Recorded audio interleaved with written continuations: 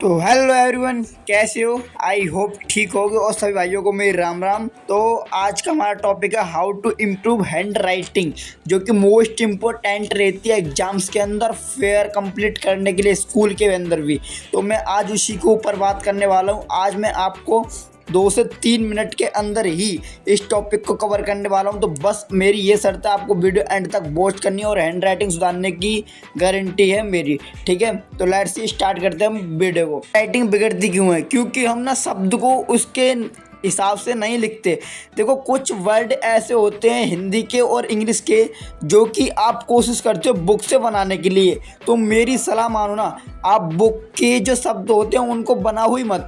अब कुछ वर्ड हैं, जैसे कि हिंदी में जाए तो हम ए से एडी, अब उस चीज़ को तो बना सकते हैं, बट कुछ वर्ड ऐसे हैं जो कि आप नहीं बना सकते। जैसे मोस्ट इम्पोर्टेंट है, जैसे रा पर ऋषि, वो हमसे नहीं बनता बुक का एज इट इज, तो हम अपने हिसाब से बनाते हैं तो वो अच्छा लगता है।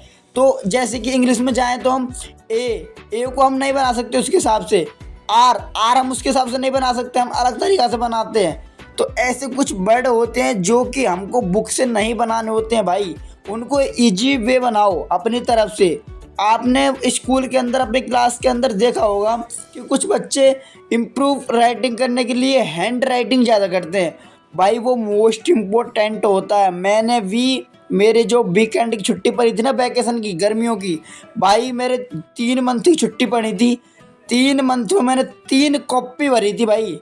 पर डे में 2 से 3 पेज करता था हिंदी के और इंग्लिश के, तब जाके भाई मेरी हैंड राइटिंग सुधरी थी। वरना इतनी गंदी थी ना कि टीचर भी कॉपी देखते बड़ा गुस्सा करती थी मेरे पे। तो आपको भी भाई मेरे हिसाब से यही करना है कि वर्डों को समझो। देखो क्लास में कि उस भाई ने किस हिसाब से बना रखा है, ताकि उस वर्ड को मैं भी बनाने की कोशिश करा करूँ। अब उसमें कॉपी में जैसे दा देते, कैसे बनाते हैं? आपको दा बनाने के लिए पता क्या करना है? पहले सीधी टी खींचनी है ना, स्मॉल वाली, बीच में डैश लगा के, फिर एच, फिर ई, इस हिसाब से आपको दा लिखना है। ठीक है, इसी हिसाब से।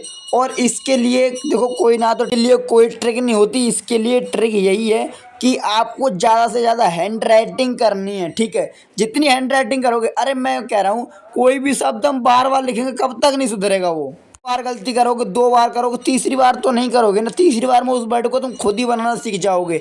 तो मैं इसीलिए कह रहा हूँ आप ज़्यादा से ज़्यादा हैंड राइटिंग करो। अरे यार कोई बात नहीं, 2 से 3 महीने तो उसमें इतना फ़ायदा है कि आपकी स्पीड बढ़ जाएगी और आपकी हैंड राइटिंग सुधर जाएगी। अगर हैंड राइटिंग सुधर जाएगी तो आपके मार्क्स इंपॉर्टेंट है और इम्प्रूव होते जाएंगे। क्यों?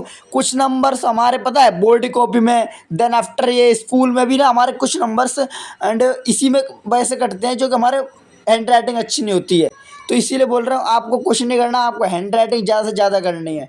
ठीक है, और ब्लैक पेपर की रफ आती है, उसके ऊपर आपको प्रैक्टिस करनी है ज़्यादा से ज़्यादा। वाइट पेज इस्तेमाल मत करना, उस पर राइटिंग और गंदी हो जाएगी क्योंकि आप कभी पेन को संभाल नहीं पाओगे। ठीक है, तो एक मोटी रफ ले लेना 50 वाली, उस पर प्रैक्टिस करना ज़्यादा से ज़्यादा। हो सके तो do not try gel pen, only ball pen to writing. ठीक है, तभी आपके हैंड राइटिंग में इम्प्रूवमेंट आएगा। अगर कोई 1 महीना लगातार कर लेना, मेरे को बता देना कि भाई राइटिंग सुधरी या ना सुधरी। ठीक है, तो मैं उम्मीद करता हूँ आप इसी होप के और इस विश्वास के साथ मेरे साथ मेहनत करोगे और आप अपनी राइटिंग सुधारोगे।